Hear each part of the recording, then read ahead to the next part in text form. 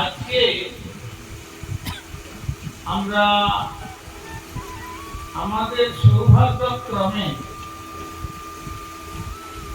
শ্রী গুরুপাদ পদ্ম তথা প্রভুপাদ তথা ভক্তিবিনোদ ঠাকুরের শ্রীচরণ স্পর্শে ধন্য ও বসিরহাট অঞ্চলে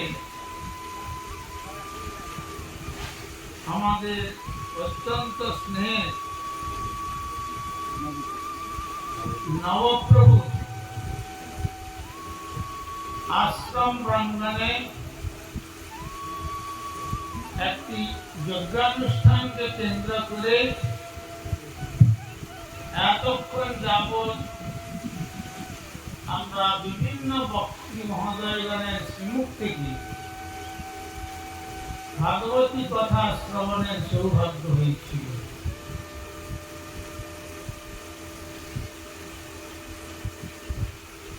অনুষ্ঠানটি হয়েছে, আপনারা সকলেই দেখতে পাচ্ছেন, ভক্তিবিঘ্ন ভক্তবিঘ্ন সর্ববিঘ্ন বিনাশন ভগবান নৃসিংহদেবের উদ্দেশ্যে যজ্ঞানুষ্ঠান। এই যে আমরা ভক্তিবিঘ্ন বলুন, ভক্তবিঘ্ন বলুন, সর্ববিঘ্ন বিনাশনের কথা বলি, কে তিনি? নৃসিংহদেব। কিন্তু প্রকৃতপক্ষে আমাদের গুরুবর্গের বক্তব্যের মধ্যে শোনা যায় নৃসিংহদেবের যে ভক্ত ছিলেন প্রহ্লাদ, তিনি ছিলেন জ্ঞানমিশ্রা ভক্ত। শ্রীমান মহাপ্রভুর বিচারে যদি তাকে দেখা যায়, সেখানে মহাপ্রভু বলেছেন রায় রামানন্দ সংবাদে এহ বাচ্য।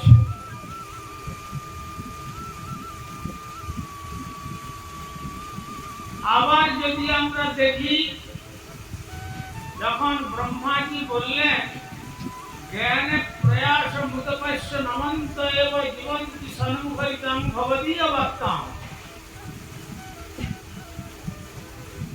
তখন মহাপ্রভু বললেন এও হয়, আগে তো হয়। তাহলে যে কথা আমরা পঞ্চম পুরুষার্থ রূপে বিবেচনা করতে চাই,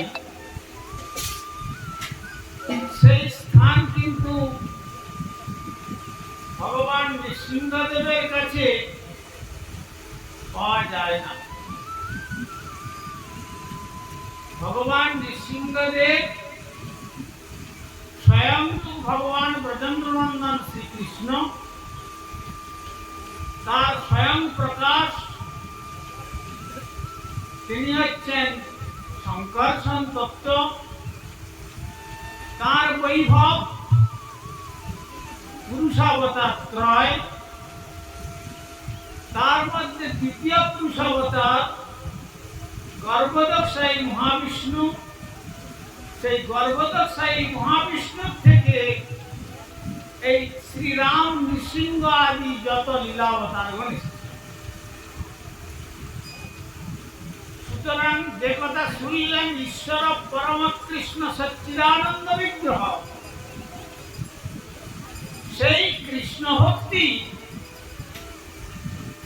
প্রদান করবার মতো যে ক্ষমতা,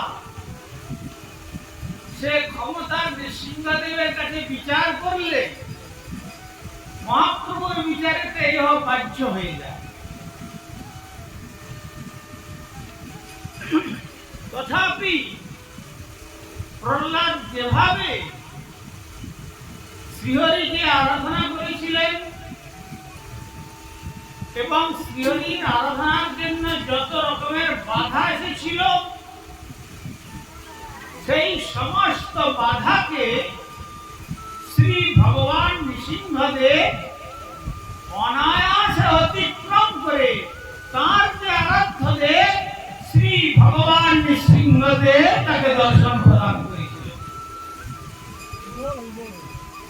তো সুতরাং তিনি হচ্ছেন শ্রী ভগবানের ব্রজেন্দ্রনন্দন শ্রীকৃষ্ণের লীলাবতার। আর যেহেতু কর্মমিশ্রা বলুন, জ্ঞানমিশ্রা বলুন, এ সমস্ত ভক্তির অঙ্গ হলেও শ্রীমান মহাপ্রভুর বিচারে এগুলি সব বাহ্যিক রূপে পরিণত হয়েছে। আবার কবিরাজ গোস্বামী তো বলেই দিচ্ছেন তার অমর লেখনী শ্রী চৈতন্য চরিতামৃতে, রাধা কৃষ্ণ লীলা হয় অতি গূঢ়তর, দাস্য বাৎসল্যাদি ভাবে না হয় গোচর। শ্রী রাধা গোবিন্দের যে লীলা আমরা আস্বাদন করব, অতি গূঢ়তর সম্পদ, পঞ্চম পুরুষার্থ। সেটি শ্রীদাম সুদাম দাম বসুদাম মধুমঙ্গলাদি বলছেন, দেখো সখা কৃষ্ণ কাঁধে চড়ায় করে ক্রীড়া রণ। তুমি কোন বড় লোক, তুমি আমি সম। তুমিও গোয়ালার ছেলে, নন্দ বাবার পুত্র, আমরাও গোয়ালার ছেলে। তো উভয়ে আমরা গোচারণ ক্ষেত্রে গরু চড়াতে আসি। তো তুমি যদি হেরে যাও, তোমার কাঁধে চড়ে আমরা ফিরে যাব। আর আমরা যদি হেরে যাই, তাহলে আমাদের কাঁধে চড়ে তোমাকে নিয়ে যাব। তুমি কোন বড় লোক আমার? ও তোমার একটু শক্তি বেশি আছে। আর মাতা ওরে প্রিয় জ্ঞানে করে না বন্ধন। মা আমাকে তার প্রিয় সন্তান জেনে যদি মাখন চুরির অপরাধে আমাকে বন্ধন করেন আর কানে ধরে স্বর্ণ দৃষ্টি দিয়ে প্রহার করেন।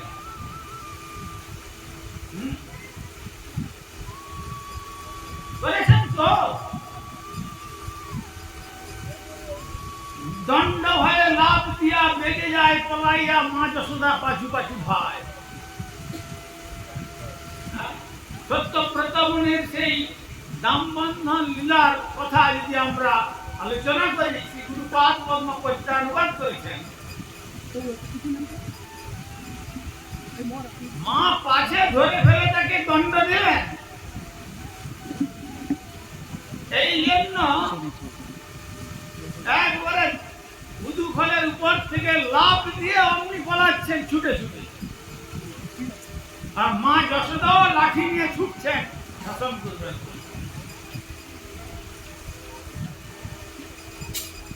আর এইরকম অবস্থা নন্দ, উপানন্দ, সুনন্দ, মহানন্দ আদি সমস্ত বয়োবৃদ্ধ ব্রজবাসীগণ যারা নেতৃস্থানীয় সুধাম বৃন্দাবনের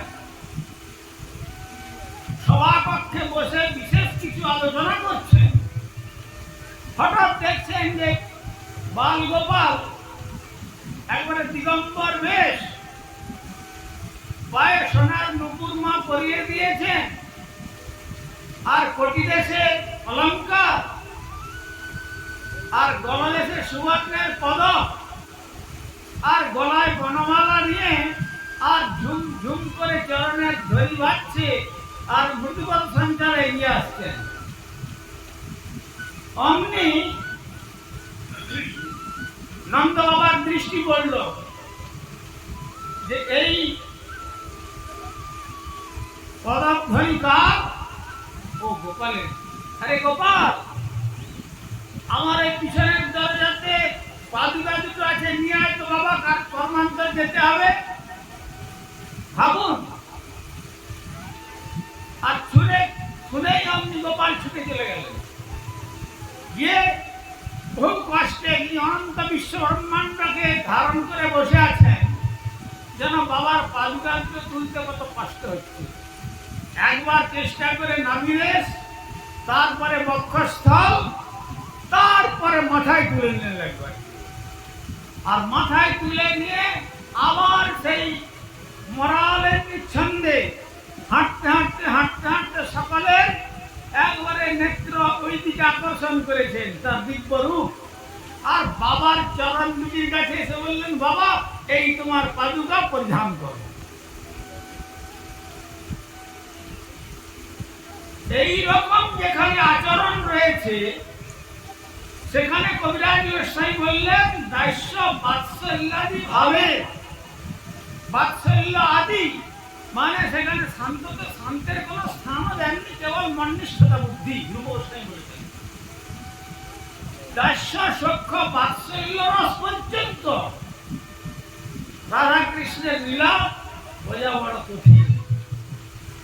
সবে গোপীগণের আছে ইথে অধিকার, এতে অধিকার কার আছে?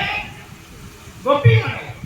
তাহলে হয়তো যারা মাতৃমূর্তি ধারণ করেছেন তারা মনে করতে পারেন যে তাহলে মায়েরাই বুঝি তাহলে কৃষ্ণের আরাধনা করতে পারবেন, ছেলেরা তো পারবে না। আমাদের এক সময় বেহালাতে আমার অভিন্ন গুরুপাদ পদ্ম সমাজ ভক্তি হৃদয় বন্দে গোস্বামী মহারাজ বক্তব্য রাখছিলেন। তিনি বলছিলেন যদি কোন পুরুষ মানুষ মনে করে যে আমি পুরুষ, আর কোন রমণী যদি মনে করেন আমি নারী, এই ভাবনা নিয়ে যদি শ্রী গোবিন্দের পাদ পদ্ম যায়, কেউই তারা গোবিন্দের পাদ পদ্ম লাভ করতে পারবে না। কেননা এই সমস্ত উপাধির ঊর্ধ্বে প্রার্থনা হচ্ছে ব্রজে রাধা গোবিন্দের যুগল। সেটি কি ভাব? সেটি তিনি বলেছিলেন গোপী ভাব। কবিরাজ গোস্বামী কথা বলেছেন সবে গোপীগণের আছে ইথে অধিকার।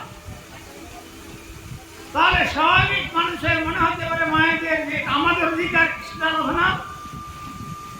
তখন তিনি পরিষ্কার করে শ্রী জীব গোস্বামী চরণের রেফারেন্স দিয়ে বলেছিলেন, গোপী শব্দার্থ করতে গিয়ে বললেন গভীর বিবতি ভক্তি রসম ইতি যা সায় এবং গোপী। যারা ব্যাকরণ পড়েছেন তারা জানেন কারা গোপী। গভীর বিবতি ভক্তি রসম, গো মানে ইন্দ্রিয়, ভি বহুবচনন্তে, চক্ষু কর্ণ নাসিকা জিহ্বা ত্বক বাক পানি পদ বায়ু আদি, এই সমস্ত ইন্দ্রিয়গণের দ্বারা বিবতি ভক্তি রসম, যারা ভক্তি রস পান করেন, পার্থিব কামনা বাসনা চরিতার্থ করবার জন্য চিন্তাধারা হৃদয়ে লেশ মাত্র নাই, তারাই হলেন গোপী। সেই কথাই ঠাকুর মশাই বললেন কবে গোপী ভাব হইবে স্বভাব, আন ভাব নাহি রবে, তবে সংসার সিন্ধু পার হয়ে তব ব্রজপুরে যাবে। তবে সেই ব্রজধামে যেতে গেলে সেই ভাবের প্রয়োজন। সেটা নারী মূর্তিতেও আসবে না আর পুরুষ মূর্তিতেও আসবে না। সেই জন্য রূপ গোস্বামী চরণ জানিয়ে দিলেন সর্বোপাধি বিনির্মুক্ত। ভক্তির ডেফিনেশন দিতে গিয়ে তিনি প্রথমে এই শব্দ প্রয়োগ করলেন সর্বোপাধি বিনির্মুক্ত। অতএব যাই হোক, সেই অনেক কথা, সেই রকম যারা সাধক সাধনা করে নিজেদেরকে রূপ যৌবন সম্পন্ন প্রমোদা সরসাকৃতি, যেটি গোপেশ্বর লাভ করেছিলেন, যার জন্য কাত্যায়নী দেবী তাকে রাসমণ্ডলে প্রবেশাধিকার প্রদান করেছিলেন। স্বয়ং লক্ষ্মী দেবী আসলেন দ্বারদেশে, দাড়ি দাঁত ছাড়ো। কেন? ওই যে বংশীর ধ্বনি বেজে উঠেছে, বংশী বটে, আমি রাসমণ্ডলে প্রবেশ করব। কে তুমি? তোমার পরিচয় আমাকে দেখে তোমাকে বুঝতে পারছো না? সোনার মুকুটখানা, অনন্ত বিশ্ব ব্রহ্মাণ্ডের চিত্তের আকর্ষক যে নারায়ণ, সেই নারায়ণের চিত্তাকর্ষণী অর্ধাঙ্গিনী বৈকুণ্ঠেশ্বরী অনন্ত ধনৈশ্বর্যের ভান্ডারী মহালক্ষ্মী আমি এসেছি।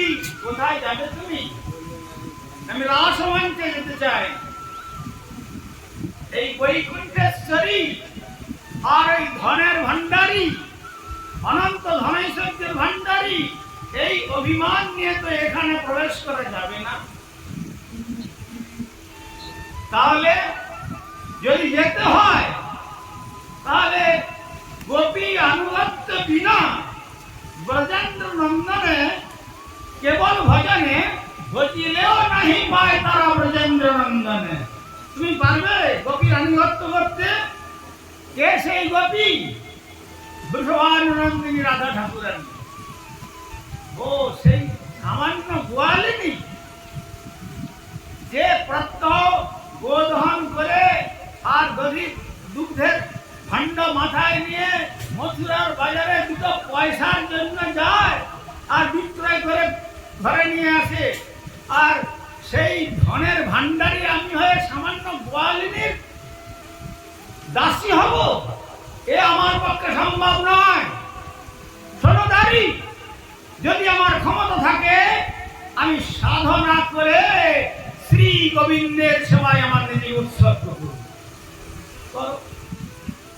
যমুনার পরপারে আজও বিল্লবনে লক্ষ্মী দেবী তপস্যা করছেন, কিন্তু তার স্ত্রী ম্লান হয়ে গেছে, এখনো শ্রীরাম বৃন্দাবনে প্রবেশ অধিকারই প্রাপ্ত হলেন না। সুতরাং ভাবুন, তাই ভক্তিবিনোদ ঠাকুর বললেন, দেবতীর রাধা পদ পরম যতনে পাইল সে কৃষ্ণ পদ অমূল্য রতনে। এমন রাধা চরণ বিনা প্রভু কৃষ্ণ নাহি মিলে, শ্রী রাধার দাসীর কৃষ্ণ সর্ববেদে বলে। অতএব শ্রীমান মহাপ্রভু সেই পঞ্চম পুরুষার্থের কথা বলেছিলেন। অনেক বেলা অধিক হচ্ছে, প্রসাদেরও সময় অতিক্রান্ত হতে চলেছে, তথাপি এখানে ভগবান নৃসিংহদেবকে আমি অপমান করতে চাই না। তো নৃসিংহদেব প্রহ্লাদের যে স্তরের ভক্ত ছিলেন তার তিনি ভক্তি বিঘ্নকে বিনাশ করেছেন। তার ফলশ্রুতি কি হয়েছে? আর সেই প্রহ্লাদের কি প্রকার জন্মলীলা ঘটেছে পুরাণান্তরে বর্ণনা রয়েছে, সংক্ষেপে আমি বলছি আপনাদের। একবার দেবর্ষি নারদ এসে বললেন, মহারাজ হিরণ্যকশিপু, আপনি কি শুনেছেন? কি সংবাদ? আপনার ভ্রাতা হিরণ্যাক্ষ ভগবান বিষ্ণু কর্তৃক নিহত। তাই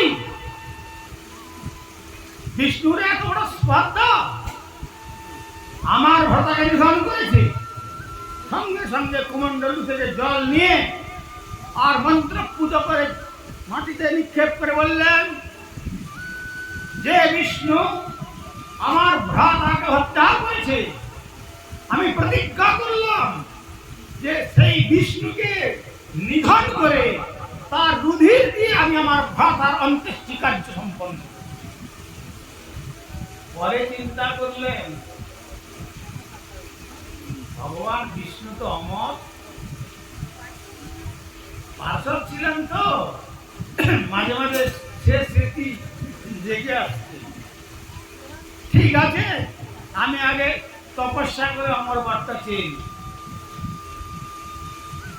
অনেক ঘটনা ঘটেছে। কয়াধুকে বললেন, দেখো কয়াধু, অসুর সেনাগণ তোমাকে রক্ষা করবেন। আমি আজ প্রভাতে মন্দরাচল যাত্রা করলাম। কেন? ব্রহ্মার সাধনা করে অমর বর নিয়ে আমি গিয়ে ফিরে আসবো, তারপরে ওই বিষ্ণুকে হত্যা করবো। কেন? নিজে অমর না হলে আর বিষ্ণুকে হত্যা করা যাবে না। বিষ্ণু আমাকেই হত্যা করে ফেলবে। আরেকটু সময়। তখন এই কথা বলে তিনি কয়াধুর কাছ থেকে বিদায় নিলেন। বিদায় নিয়ে যখন মন্দরাচলে গিয়ে তপস্যার পরিবেশ রচনা করছেন, গ্রীষ্মের দিন আমরা এত পাখা চলছে তাতেও টিকে উঠতে পারছি না, তো তিনি গ্রীষ্মের দিন চতুর্দিকে অগ্নি প্রজ্বলিত করে ঊর্ধ্বপদে হেঁটে আর তপস্যার পরিবেশ রচনা করছেন। আর এই যে দেবরাজ ইন্দ্র চিন্তা করলেন, সর্বনাশ, আমার রাজপদ মনে হয় চলে যাবে। গুরু বৃহস্পতির কাছে গিয়ে বললেন, শুক্রাচার্যের কাছে গিয়ে বললেন, অসুর গুরু শুক্রাচার্য গুরুদেব, মহাবিপদ কি হয়েছে? এইরকম কঠোর তপস্যার ব্রত গ্রহণ করুন।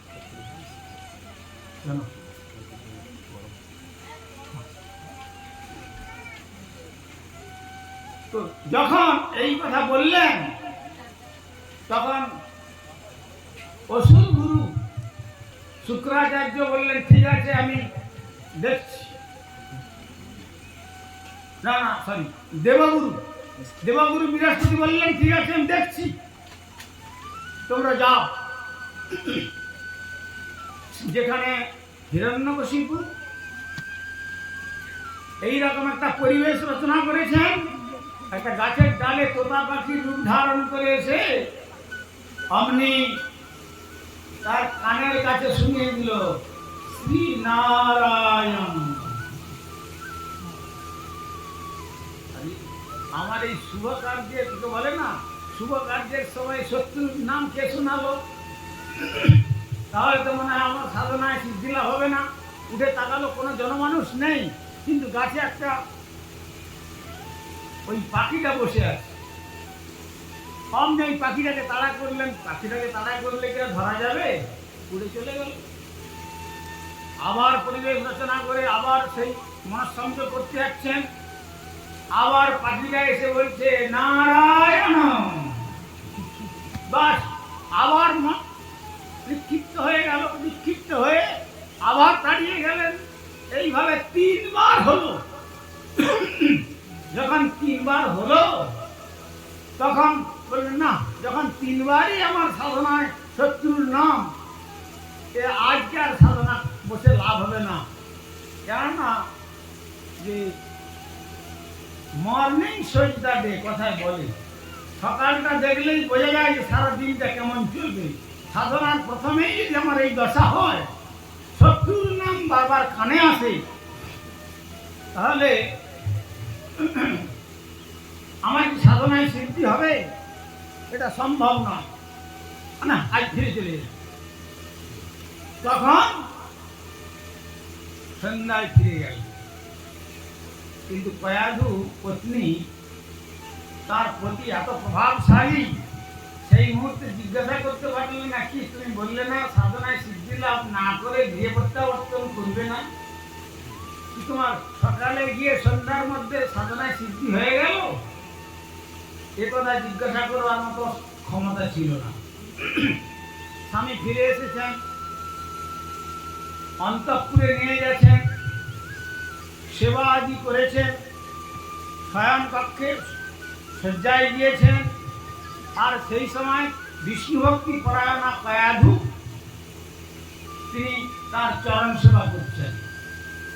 চরণ সেবা করতে করতে জিজ্ঞাসা করছেন, শরীরের একটা কথা বলবো? বলো। না, আপনি বলে গেলেন সকালে যে সাধনায় সিদ্ধি লাভ না করে গৃহে প্রত্যাবর্তন করবেন না, তো সকালে গেলেন আর সন্ধ্যায় ফিরে আসতে যদি সিদ্ধি লাভ হয়ে গেল? দেখো, সে অনেক কথা। কি কথা? সাধনার পরিবেশ রচনা করলাম, আর আমার যে চিরশত্রু, যাকে মারবার জন্য আমি তপস্যা করতে যাচ্ছি, আমার বর নেব, সেই শত্রুর নাম একটা পাখি বলল। কি বলল? না, নারায়ণ নাম উচ্চারণ করলো। আচ্ছা, নারায়ণ নামটা কিভাবে উচ্চারণ করেছিল? দেখো, কয়াধু যখন নারায়ণ নাম উচ্চারণ করলো না, কত কর্কশ স্বরে না সুমিষ্ট স্বরে, না, আমি যে ভগবান বিষ্ণুকে মারবো বলে যাচ্ছি, আর যখন এই এত সুমিষ্ট স্বর কানের ভিতর দিয়ে হৃদয়ে প্রবেশ করছে, তখন মনে হচ্ছে নারায়ণকে না মেরে বরং নারায়ণের চিরদাসত্ব করে ফেলি।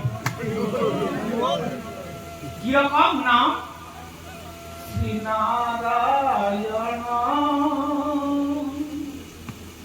শ্রীনারায়ণ শ্রীনারায়ণ শ্রীনারায়ণ। বারবার শ্রী শোনাতে যাচ্ছেন। আচ্ছা, কেমন ভাবে কত মধুর কণ্ঠে নারায়ণ নাম শুনলে তুমি একটু ভালো করে শোনাও তো। এইভাবে শ্রী নারায়ণ নাম শোনাতে শোনাতে গর্ভে চলে এলেন প্রহ্লাদ। গর্ভধান সংস্কারটি হলো, তারপরে জন্মগ্রহণ করলেন প্রহ্লাদ। আমি কথাটা কেন বললাম? সংসার আপনারা করেছেন, করবেন, নিশ্চয়ই কোনো ক্ষতি নেই, কিন্তু কৃষ্ণের সংসার করো ছাড়ি অনাচার, অচিরাত কৃষ্ণ তোমায় করিবেন উদ্ধার। অতএব যদি কৃষ্ণের সংসার করতে পারেন, তাই পায়াধু দেবী তিনি তার ধর্মপতিকে বলছেন যেভাবেই হোক ওর আসরিক প্রবৃত্তিটাকে ভুলিয়ে দিয়ে ওকে ভগবত ভাবেতে ওর চিত্তকে আনতে হবে। আমি যখন ওর ধর্মপত্নী হয়েছি, তাই সেই প্রহ্লাদকে লাভ করার পর যখন অনেক ঘটনার পরে যখন নৃসিংহদেব আবির্ভূত হয়ে হিরণ্যকশিপুকে বধ করলেন, সমস্ত তার যা বর ছিল বরকে ছেদ করে, তখন প্রহ্লাদকে বলছেন নৃসিংহদেব, প্রহ্লাদ তুমি কি বর চেয়ে নাও। তখন বলছেন আর কি বর চাইব ঠাকুর, তোমার দর্শন যে পায় তার তো আর বর লাভের প্রয়োজন হয় না। তবে তুমি যদি বরই আমাকে দেবে, সেই বর আমাকে প্রদান করো, যাকে আপনি উরুতে নিয়ে এই বক্ষ বিদীর্ণ করে তার শেষ করে দিয়েছ নখাগ্র বস্ত্র দিয়ে, সেই অসুখটাকে আপনি একটুকু উদ্ধার করুন। তখন নৃসিংহদেব বলেছিলেন, প্রহ্লাদ সে কি বলছো তুমি?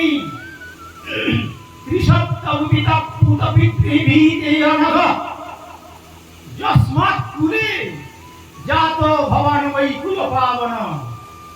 আরে তুমি কি বলছো? তোমার মতো কুলপাবন পুত্র যে বংশে জন্মগ্রহণ করেছে, 3 সপ্তপুরুষ। ভগবান নৃসিংহদেব একবিংশ পুরুষ বললে পারতেন, তা বললেন না।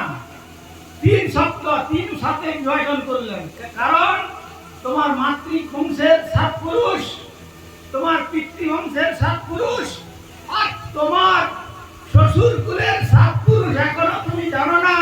তাদেরকে অলরেডি উদ্ধার করে আমি বৈকুণ্ঠে পাঠিয়ে দিয়েছি তোমার মতো কুলপাবন পুত্র জন্মের দ্বারা।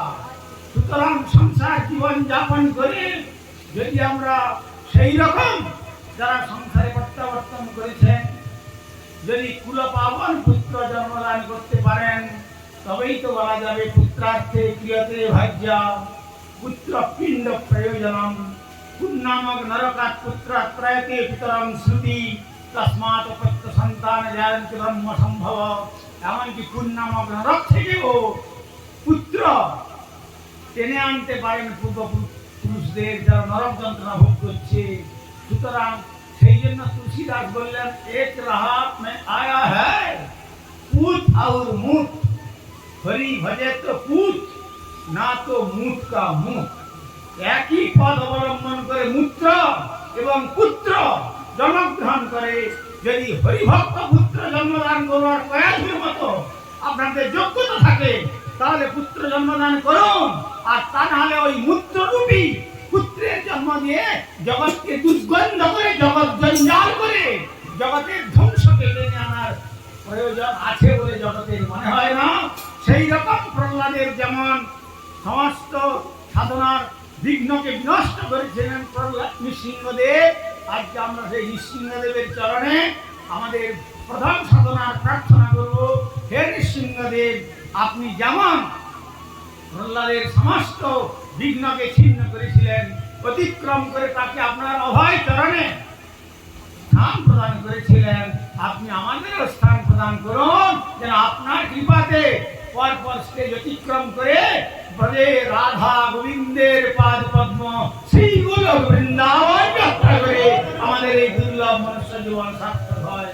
আদিবাসতের বৈশ্য মরণ নিশ্চিন্ত না থাকো ভাই, যত শীঘ্র পারো ভজ শ্রী গোবিন্দ চরণ জীবনের। অতএব যেতে আমাদের সবাইকে হবে জগৎ ছেড়ে, পার্মানেন্সি বলে কোনো কথা নেই।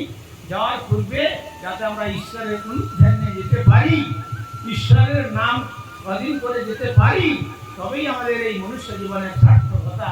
তাই আমাদের দামোদর মহারাজজি বললেন, কত সুন্দর সুন্দর ঋষিগণের সংসারের কথা কত সুন্দরভাবে তিনি বুঝিয়েছেন। তাই আমি বলবো, সকলে যারা সংসার আশ্রমে প্রবেশ করেছেন, কৃষ্ণের সংসার করুন। মাইনাস গড, result -0. Whatever you may be number hero of the world, but spiritually you are zero.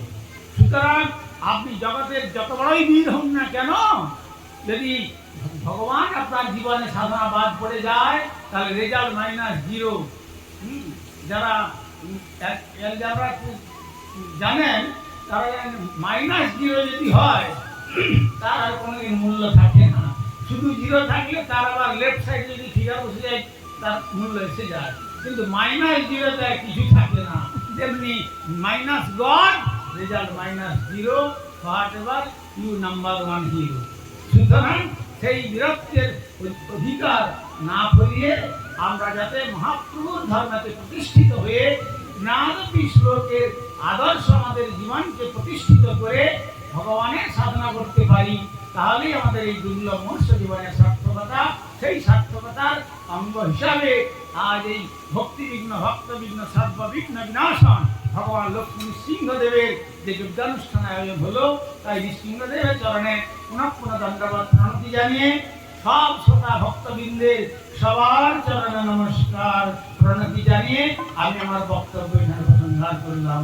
বাঞ্ছা কল্পতরুভ্যশ্চ কৃপা সিন্ধুভ্যেব চ পতিতানাং পাবনেভ্যো বৈষ্ণবেভ্যো নমো নমঃ।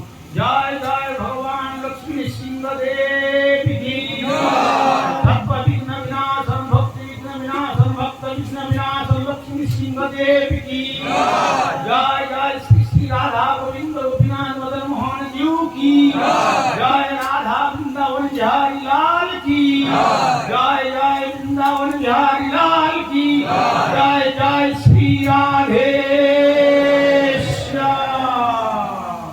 श्री श्री निताई गौर ब्रह्मानंदे हरि।